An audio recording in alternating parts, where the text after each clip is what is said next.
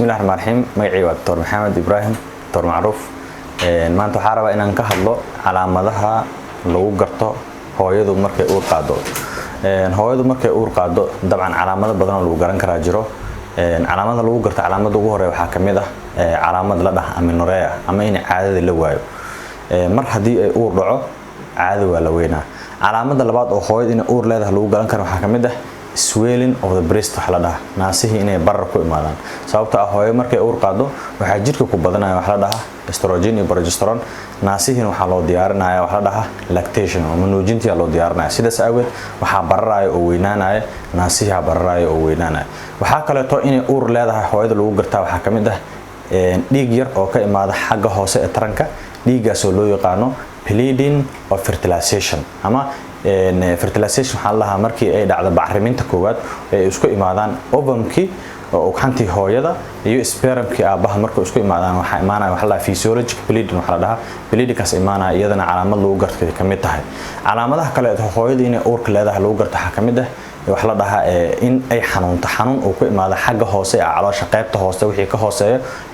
xundurta wixii ka hooseeyo xanuun ku imaado lower abdominal pain la dhaha sababta iyadana keenaysa waxa kamid ah maadaama minki oo isku diyaarinayo inuu fido ilaa iyo hooyo markay uur qaado minki wuxuu gaari karaa ilaa epigastric meelahan hore uu gaari karaa marka minki maadaama uu isku diyaarinayo inuu extension sameeyo ama inuu kala baxo iyadana waxa lagu arkaa xanuun ka imaanaya xagga hoose ee caloosha calaamadaha kale lagu garan karo waxa kamid ah madax xanuunka oo kale oo lagu yaqaan hooyada sababta ah waxa imaanaya over active of the body jirka inuu shaqo badan qabto shaqada badan jirka markuu qabanayo kadib waxa sameysmaya dhiig badan waxa weynaanaya xididada dhiiga weynaanayo marka sidaas awgeed marka qofka hooyada waxa ku dhacaysa madax xanuun fara badan isku arkaysa madaxa xanuunaya calaamadaha kale oo caanka oo lagu yaqaan waxa kamid ah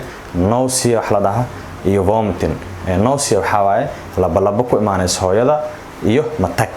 iyada waxa waaye calaamadahaas normally labada waxa lagu yaqaanaa 14 maalmo ugu horeeya ee uurka ee hooyada ay leedahay lagu yaqaanaa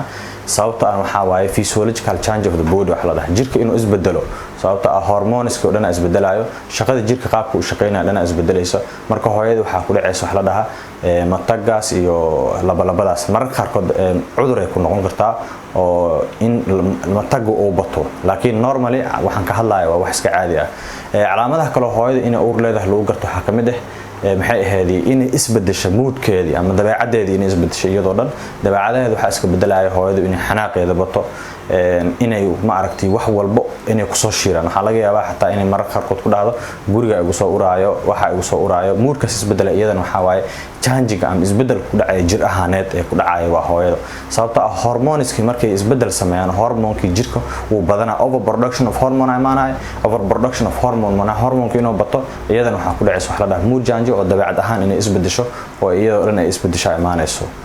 calaamadaha kale oo lagu yaqaan waxa kamid ah hooyada inay gasho daal fara badan ama tabar darri fara badan inay gasho daalkaas waxa waaye maadaama janjo oo dhacayo hooyada waxa ku dhacaysa inay fatigue ay sameeyso inay aad u daasho in tabar darri lagu arko mararka qaarkood waxa imaanaysa anemia sababtoo ah dhiigga iyada ay isticmaali jirto la qaybsanayo calaamada ugu dambayso caanka ku ah oo lagu garto hooyada inay uur leedahay waxa kamid ah wax loo yaqaan calool xiran ama constipation sababtoo ah markii progesterone badan jirka la soo saaro wuxuu relax ku sameeyaa ama uu shaqadii ka yareeyaa xiidmihii inay shaqeeyaan oo motility ay sameeyaan hadii marka motility-ga oo yaraado progesterone-kii oo jirka ku bato hooyada waxa ku imaanaysa caloosha inay xiranto waxay u baahanayaan markaas wax caloosha u fur lahaa iyo waxaas in loo sameeyo aad u mahadsantihiin waa wixii ay su'aalo qabtaan way soo weydiin kartaan